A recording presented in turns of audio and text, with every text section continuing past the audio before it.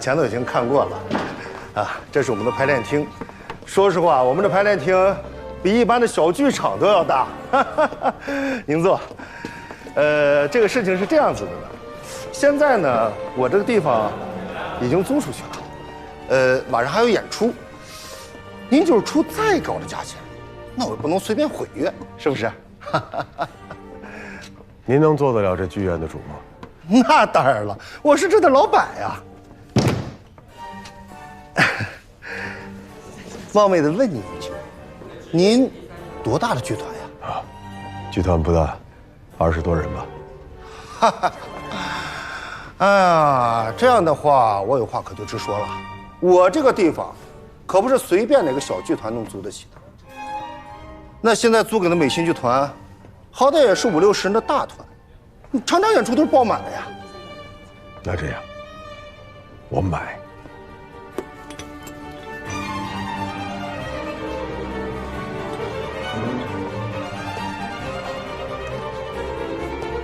不好意思啊，各位，今天的排练暂时取消。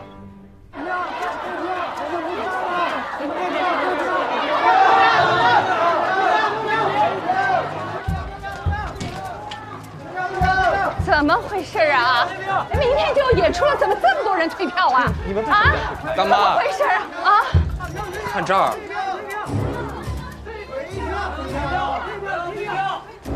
哎呀，不得了了！对面美心剧团欺负人欺负到家门口来了，他们居然把苍白帮贴到我们的布告栏上，还是同一天演出。这不是挑衅是什么呀？是什么呀？哎呀，大妈，莫慌，他们不是要演这个《仲夏夜之梦》吗？不好，这个剧本没有我选的《罗密欧与朱丽叶》好。你这个书呆子啊！谁现在还关心剧本好不好啊？人家剧院比我们大，场地比我们新，比我们豪华，人家观众当然愿意到他们那儿去了。俗气，书呆子！哎呀，我是王八蛋，王八蛋！你看吧，我不糊弄，一会儿你就喊不出声了。哎，这，进去吧你！谢小姐终于把你赶走，这下再也没人跟我抢角色了。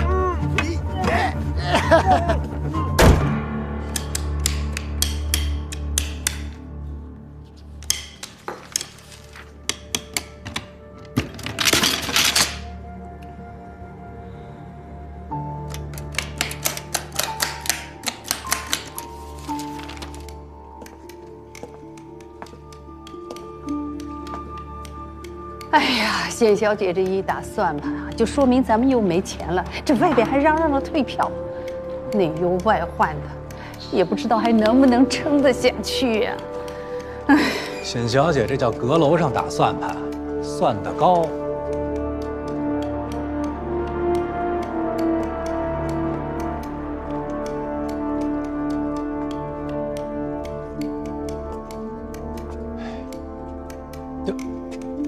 您也是来退票的？退票的人很多吗？赵波，顾先生，你是来找我们的冼小姐了吧？啊，冼小姐很忙吗？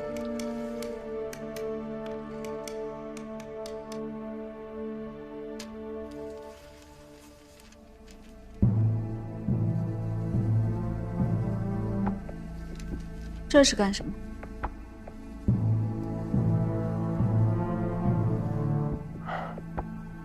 冼小姐救过顾某的命，顾某说过，这份恩情一定会报。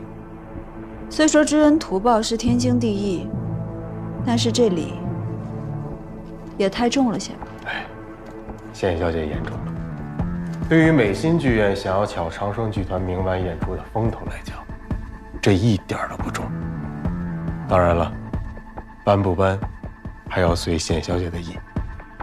但是这剧院，顾某已经买了。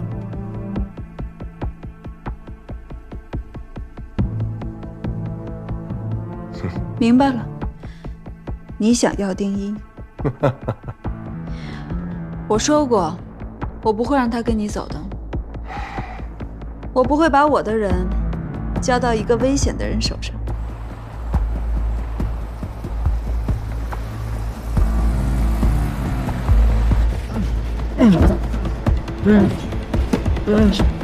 我与显小姐素未相识，显小姐却将剧团里唯一一包黄案用在了顾某身上。那么，这10盒黄案就是我对显小姐的谢礼。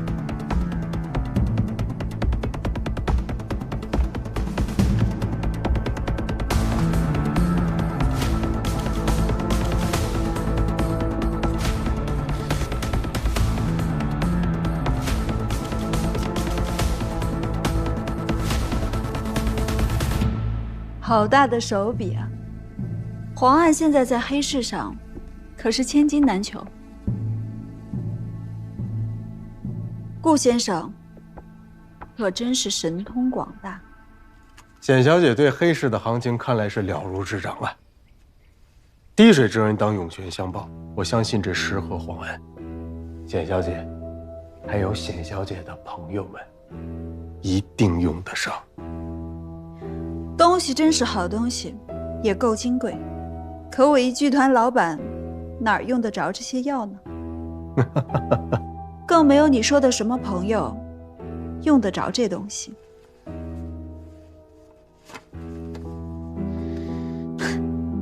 我只是没想到，咱们真是小瞧这臭小子了，这么有分量。显小姐又误会顾某了。黄案还有地契，仅仅是顾某个人对于显小姐的谢礼而已。当然了，丁一我也要，只要显小姐能够把丁一交给我，那么条件，显小姐还有显小姐的朋友们可以随意提。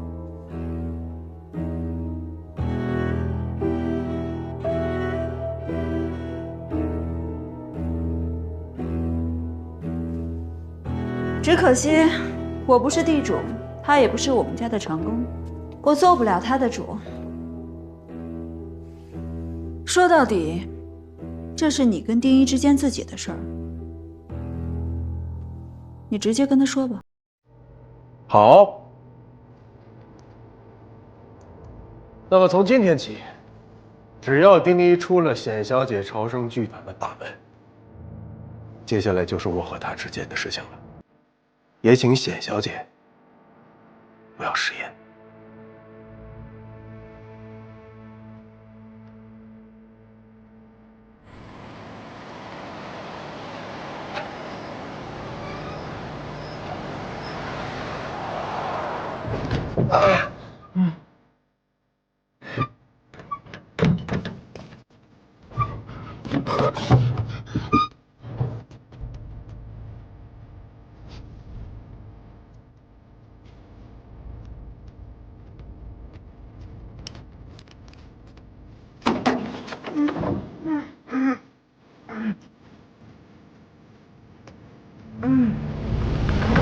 你请便。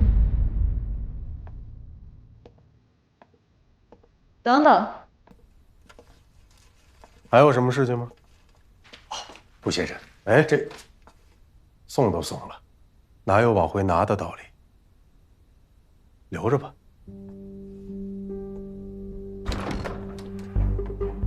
谢小姐，谢小姐，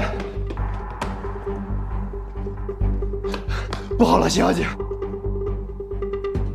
我车刚开出城，就冲出来4个穿西装的蒙面人劫道，丁一让人给带走了。顾养山，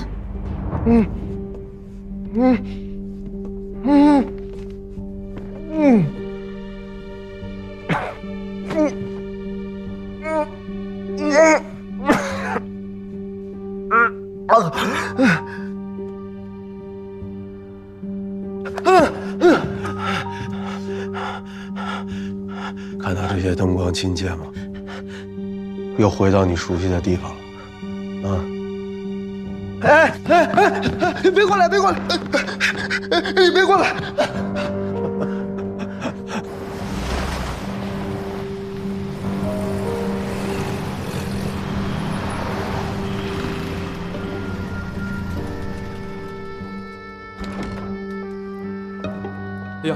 简小姐，您来了，做个头。这边请。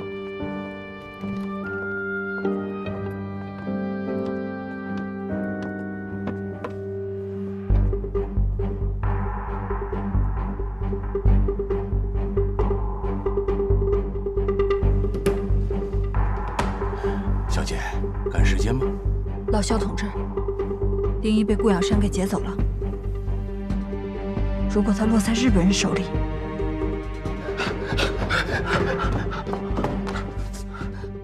撤吧你！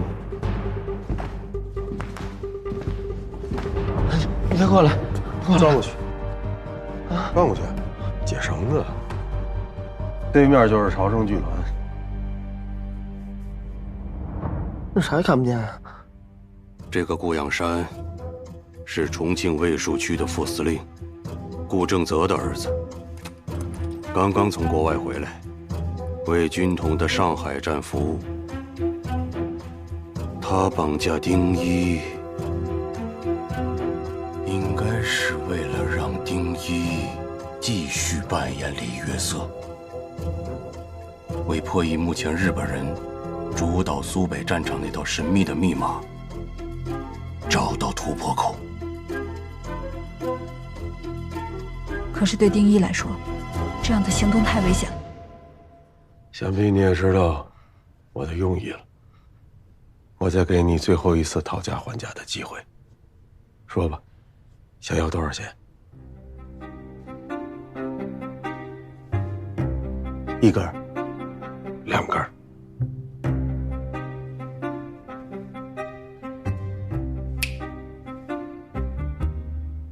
5根小黄鱼，怎么样？根儿。丁一只是一个演员，他对情报工作根本没有一点经验。我们不能让一个无辜的人卷到这么危险的事情里边来。顾养山太异想天开了。我有个办法，我去找威廉董事。怎么样？这样，我再给你加1枚，10根。之前让你负责对英情报工作，你做得很出色。威廉董事就要卸任了，可以说，你的工作已经圆满完成。我答应过你，这里的工作一结束，我就会送你去延安。这套密码既然这么重要，那我留下，策应丁一。这样，目前的突发情况，我要先向组织汇报，有点耐心，等我消息。我实在不放心军统做事，苏北军民和丁一都应该活下去。不，我10根也不干，钱给的越多，死的越快。我怕我有命挣没命花，我不干。我选这么个地方，看来他还是不太信任这个小替身啊。盘算着万一他识破未除，也没有机会供出咱们的据点啊。谁说你一定会死？再说10根小黄鱼，是很多人都不敢想的天价。光是细节上严谨有什么用啊？就算蒋委员长来了，我也不干。哼，真是个异想天开的大公子。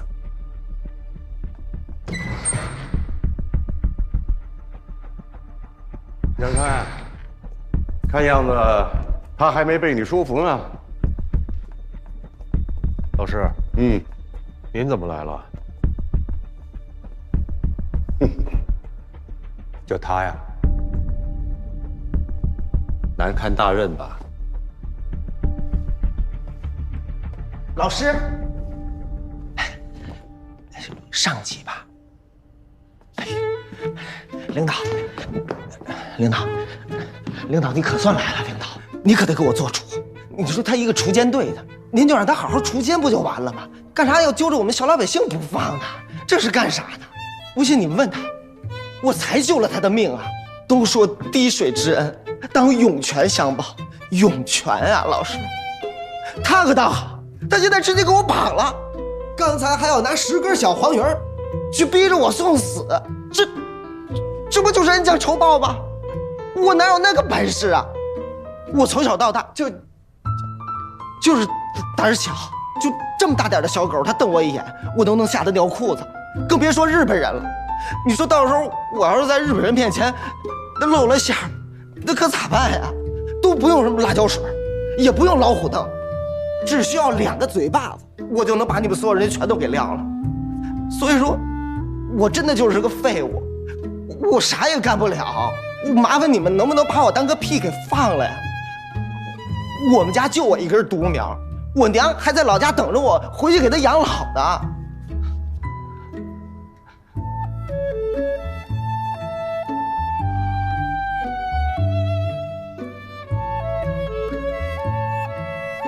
说完了。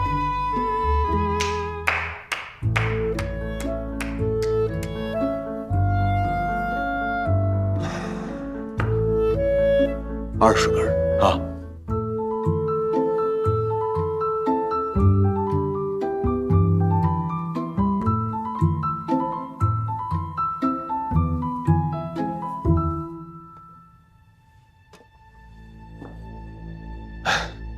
老师，他是个演员，6个小时，您给我6个小时，我来说服他。还要6个小时？苏北战场分秒必争，你还想要多少条人命来给你填？给你16个小时，你都破不出来。既然破不出来的话，为什么不让我试试？如果从大街上找来一个小混混就能完成任务的话，那党国花大价钱来培养我们这一群情报专员，就纯属浪费。那现在呢？破出来了吗？有办法吗？好，如果他能完成任务，我罗汉任你驱使，鞍前马后，绝无怨言。行，这是你说的，我记住了。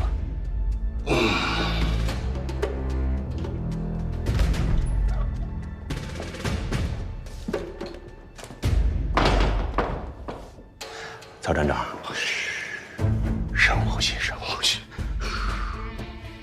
李约瑟的密码，即使是咱们恢复了大攻略的电台搜集情报，短时间内你有几成把握把它破译了？不足1成。如果破译不出来呢？苏北战场节节失利，你觉得上面会不会问责下来啊？这就对了。我告诉你啊，你有所不知，他们顾家呀，在沪江一带是望族，当年委员长都受过他们家的恩惠。你就让他去折腾去，到时候要是任务失败了，有他顶在咱们前面，委员长也不会把咱们上海站怎么着。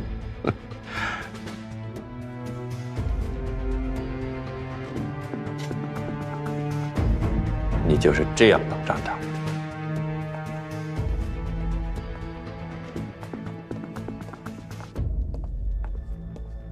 真是年轻啊！到我这岁数你就知道了，在官场上做人比做事儿重要。是。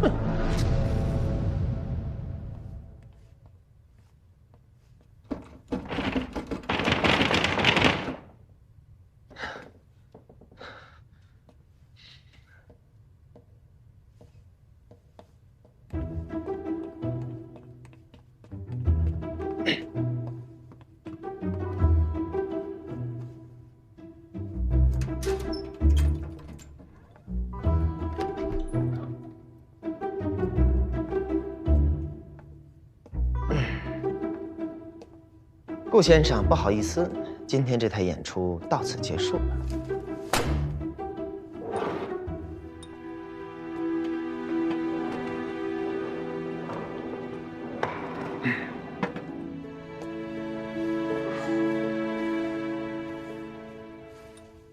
哎，别整那没有用的。我告诉你，劝我也没用。你也甭给我来那个恩威并施的那一套，在我这儿不好使。知道吧？你别说6个小时了，6天、6个月、6年，也没戏。小爷我一直就是这副臭德行，哎，所以我觉得你别在我这儿浪费时间了，踏踏实实的给我送回去，观众们还等着我上台呢。你真以为你还能回到舞台上，像以前一样逍遥自在？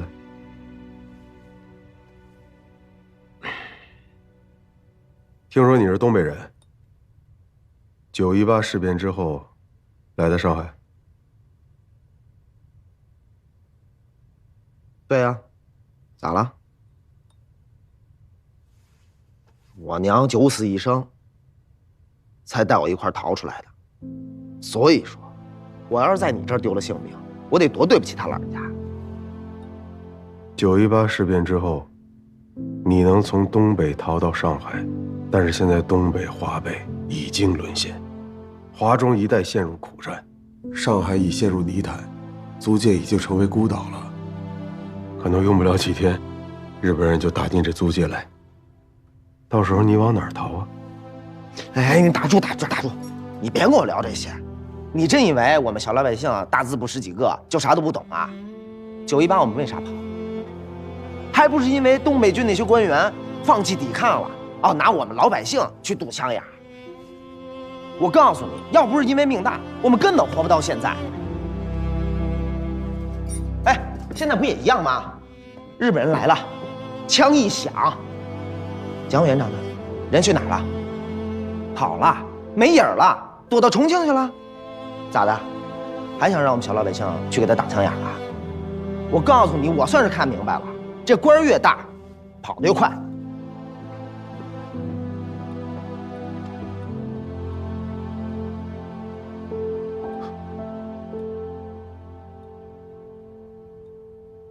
你说的没错，但如果每个人都这么想的话，那就离国破家亡不远了。哼，你别给我扣帽子，我们就是老百姓，那打仗跟我们有啥关系？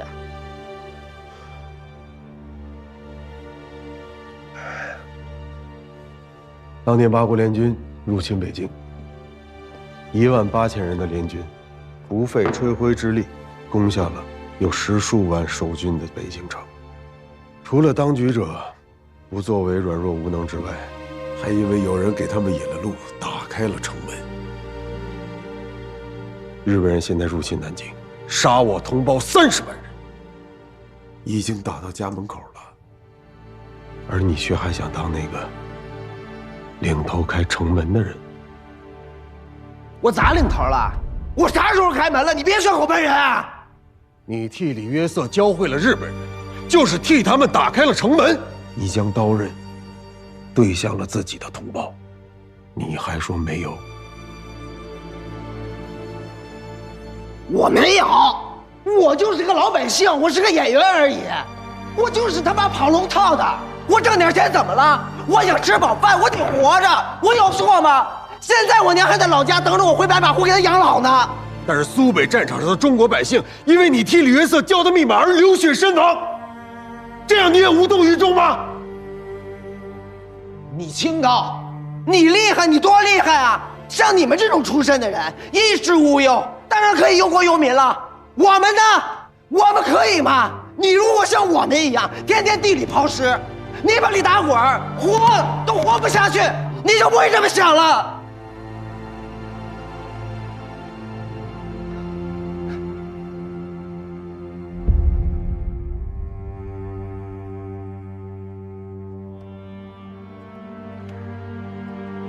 丁一，你说的没错，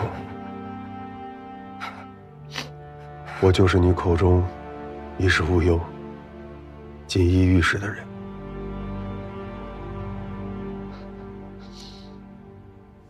我的父亲就是重庆卫戍区的副司令，他是可以跟委员长坐在一起喝茶看戏的人。我不听，我不听，我不听，我不听，我啥都没听见，我不想被灭口。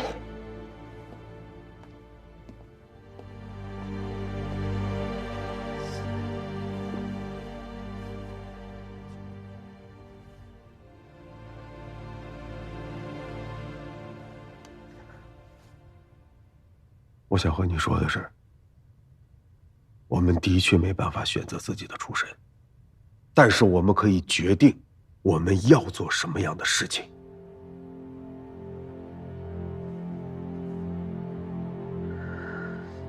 我们顾家呢，有一句家训，我从小父亲就教给我，想知道是什么吗？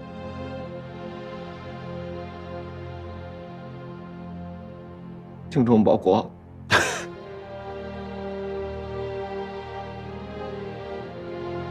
是身先士卒。所以丁义，无论以后碰到什么样的麻烦与危险，我顾阳山一定会站在你的前面。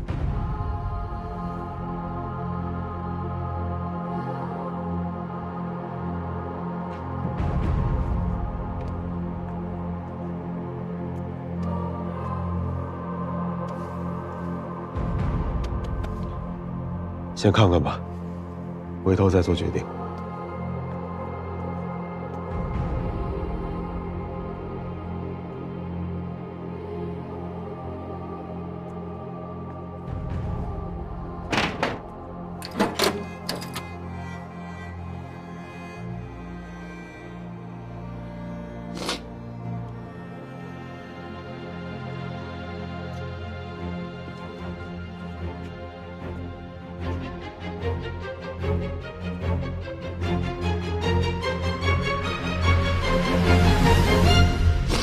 谁没家训啊？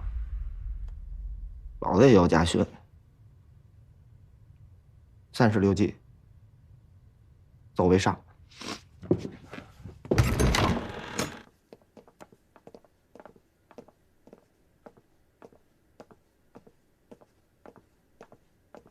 失礼いたします。あ、どうだった？調査の結果が出ました。USU の助手、チャーリー・グー。イギリスパスポートを保持しており、2日前に入国したばかりです。こちらがその入国記録です。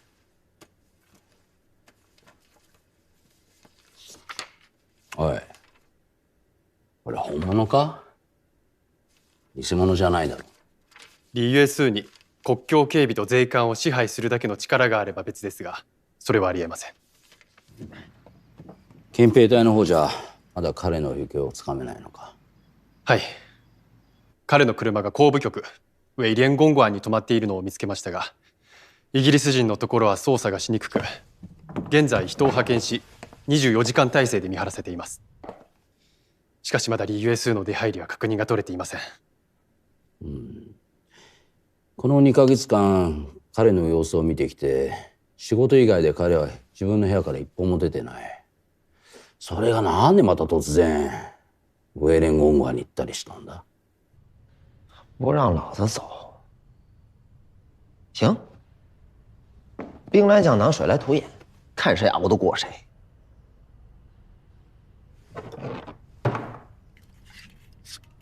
好了，先把你的酒给干。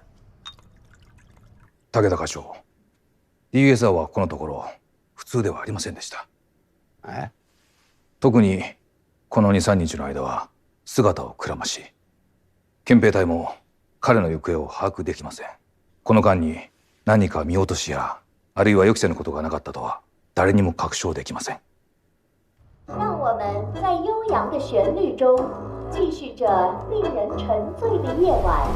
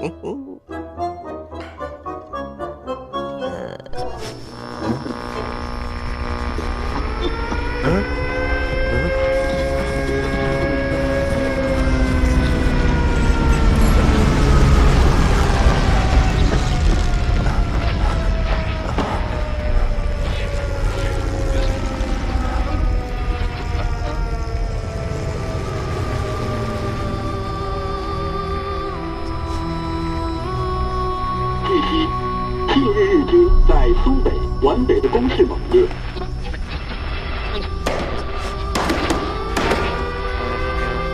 3路大军即将包围白马湖，白马湖乡民正在动员武装反抗。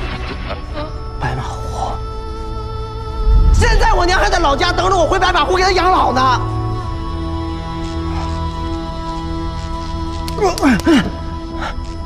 白马湖，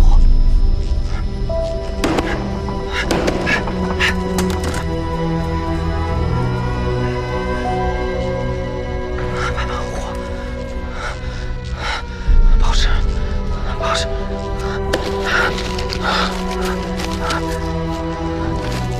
重新打轰炸。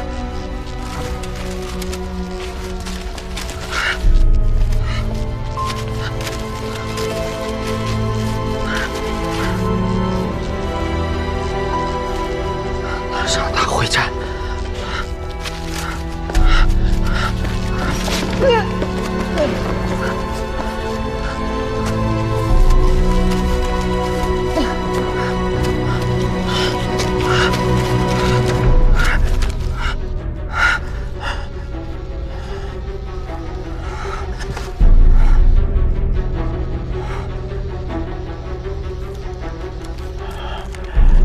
我们就是老百姓，那打仗跟我们有啥关系？你替李约瑟教会了日本人，就是替他们打开了城门。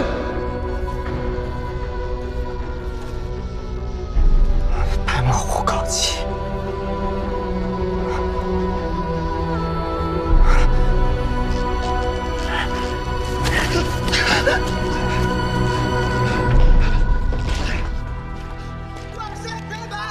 白马湖高起，不能让日本人过去。顾养山，顾养山，我求你了，你开门，我要回白马湖，求你了，顾养山，开门。怎么了？顾养山，你告诉我，白马湖现在啥情况？现在怎么样？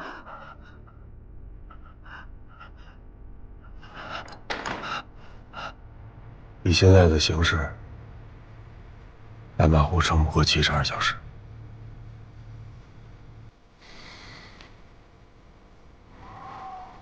咋办？啊，对了，你爹不是啥司令吗？你赶快让他派兵去保护白马湖，去保护我娘啊！啊！算了，我就知道你靠不住，我自己回去救我娘。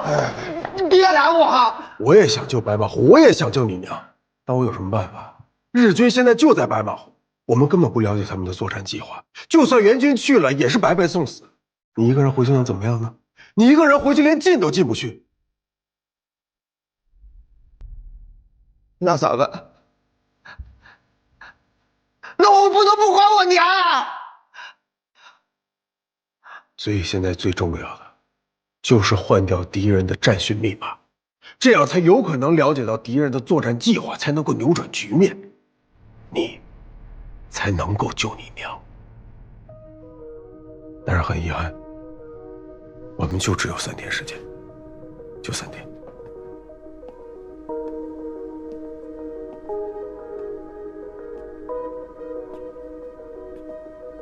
所以这就是你找我的原因。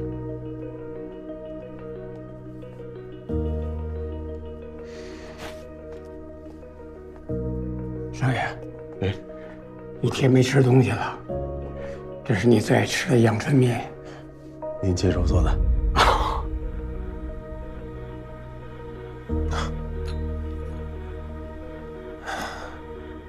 爷爷，如果你执意要走，我也不拦你。但是走之前，把这碗面吃了，路上别饿着肚子。尝尝吧，顾叔做的阳春面和别人做的不一样。来，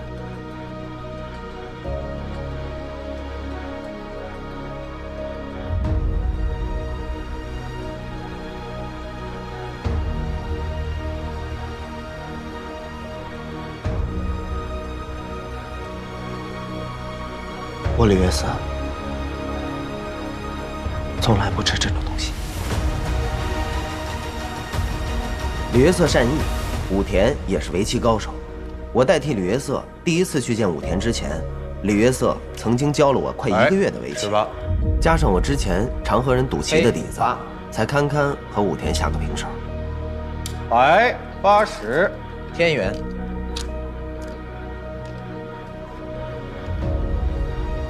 白23冲，13断。白1吃，13再扑。哎呀，你这是要倒脱靴啊？其实吧，要真的是武田的话，在我刚刚开始布局的时候，他就能看出来。杨山，你找了一个好帮手啊！行了，你们继续，我还有个会，先走了。你们聊着。老师慢走。哎，摩斯码，又称摩尔斯电码。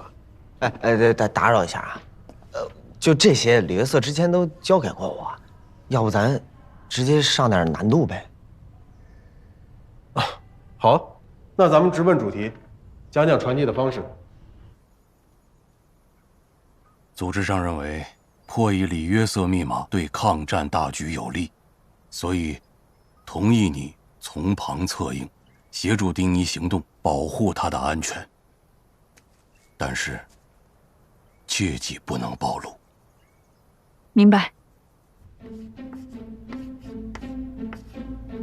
假如说我要将这条指令传给百里之外的部队，我们加密的方式依旧是用传统的密码本，那么加密员就要对照着密码本，将这一条指令中的每一个汉字加密成4个为一组的阿拉伯数字，然后发报员会用摩斯码通过无线电将这条加密后的指令传递给百里之外的收报员，收报员会在纸上记录，然后收报员会将记录的这8组加密后的数字交给译电员，译电员再对照密码本，将这串加密后的数字进行解密，翻译成汉字，最终把指令交到他们的指挥官手上。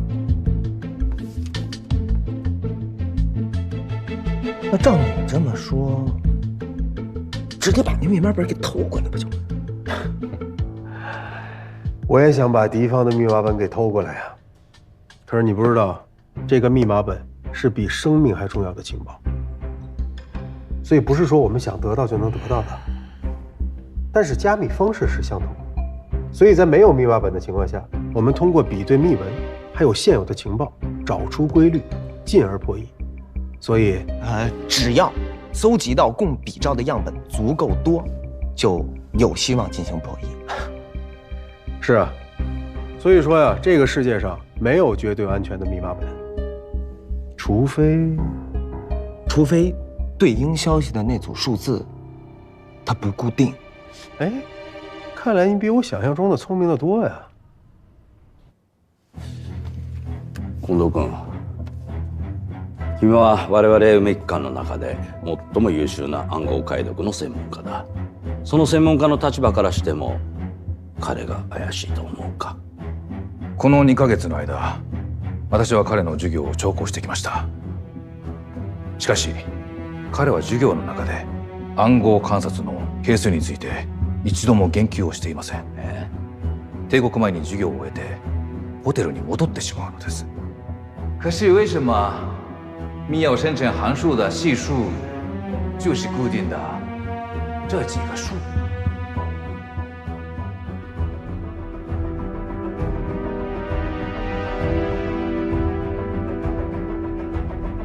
你的问题未免也太多了。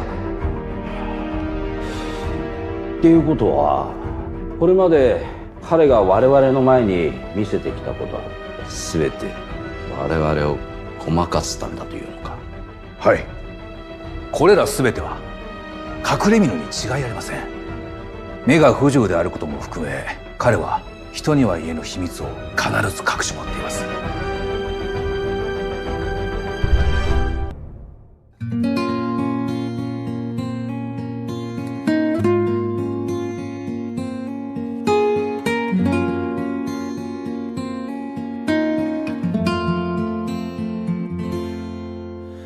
火一直独舞，破碎的蜡拖着温度，红透过眼眶，摇曳那微弱的一盏无助。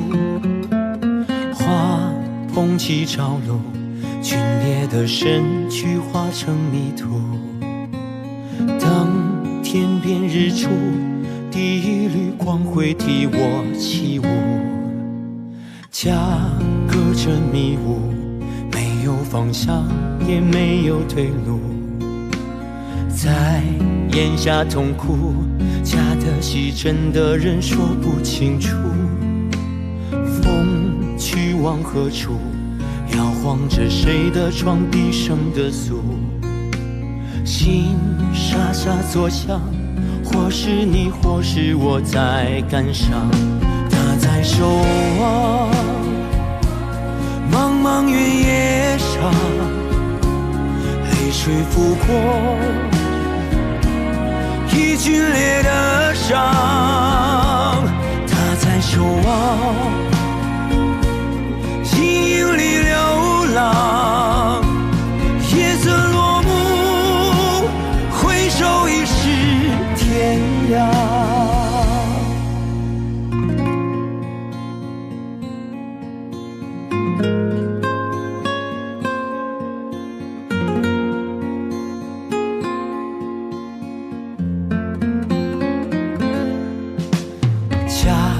隔着迷雾，没有方向，也没有退路。在咽下痛苦，假的戏真的人说不清楚。风去往何处，摇晃着谁的床，低声的诉。心沙沙作响，或是你，或是我在感伤。他在守望